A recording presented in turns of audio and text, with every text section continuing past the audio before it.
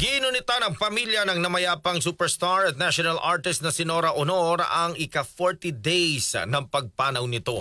Sa Instagram, nagbahagi ng mga larawan ng anak ni Nora na si Lotlot De Leon kung saan makikitang binisita nila ang puntod nito sa libingan ng mga bayani sa Taguig City.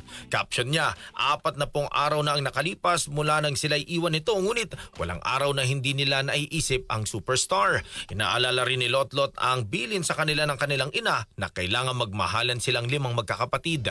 Aminado ang aktres na hanggang ngayon ay mahirap pa rin para sa kanila ang pagkawala ng kanilang ina. May mga pagkakataon umanong marami siyang gustong sabihin, pero sa tuwing naiisip niyang nasa mabuti ng kalagayan ang kanyang ina, ay nakakahanap din siya ng kapayapaan sa kanyang puso. Sa pagtatapos ng kanyang post, sinabi ni Lotlot na sa tamang panahon ay malalagpasan din nila ang lahat ng kanilang pinagdaraanan ngayon. Samantala nitong May 21 ay nagbigay ng tribute sina Lotlot at kapatid nitong si Matet sa 72 years na kaarawan ng namayapang si Nora Aunor.